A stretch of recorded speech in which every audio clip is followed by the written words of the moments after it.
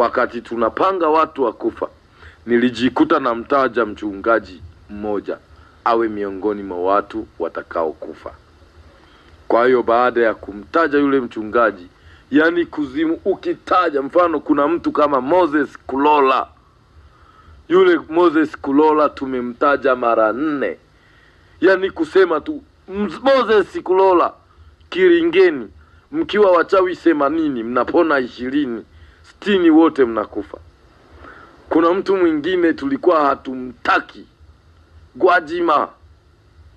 Huyu Josephat Gwajima, askofu wa Ufufuo na Uzima. Huyu alikuwa ni adui yetu mbaya. Na hata mimi amewahi kuniponza, akaninyang'anya misukule 8 pale Morogoro, ambao nilikuwa nimewanunua kwa gharama kubwa sana. Na yule Gwajima mpaka mimi naokoka tulikuwa tumemshindwa. Tulikuwa tumemkosa kabisa. Tumetumia mbinu 11 mpaka za kumuwinda na sumu.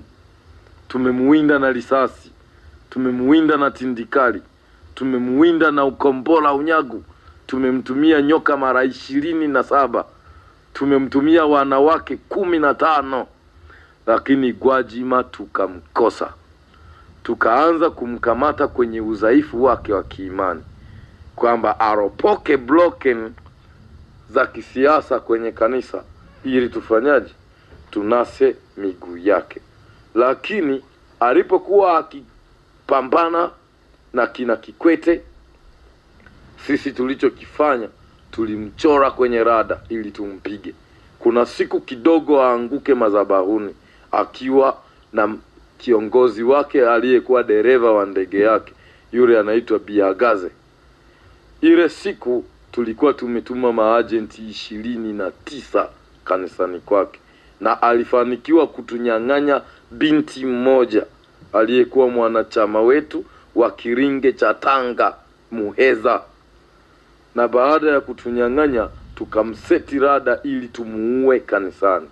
Kilichomsaidia Gwajima na kinachomsaidia Gwajima mpaka leo ni kanisa analochunga.